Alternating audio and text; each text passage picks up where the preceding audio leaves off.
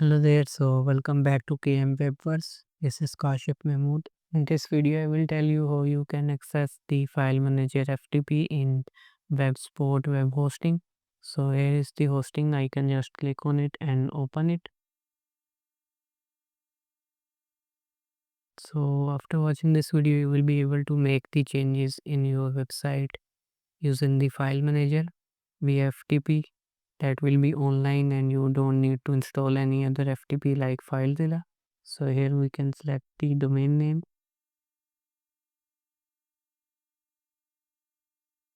and here we will go to FTP accounts,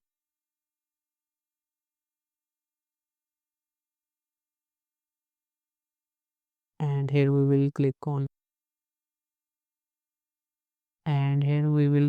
this login in using a web-based FTP client.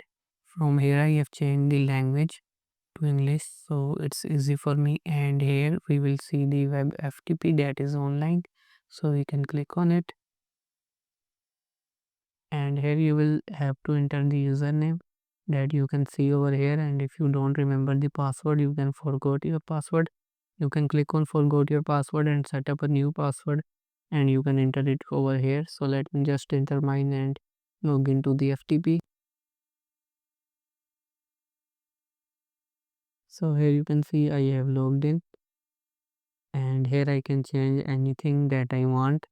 So I just want to delete all the files from my file manager and install WordPress, so I can just delete them by selecting them,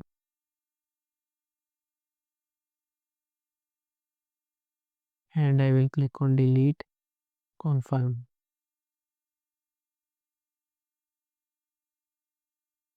So it will take a little bit of time, and then the changes will be made. So that's it for the video. If you have any question, leave a comment, and if you have liked the video, don't forget to give it a thumbs up and subscribe to my channel for more related videos. See you next time.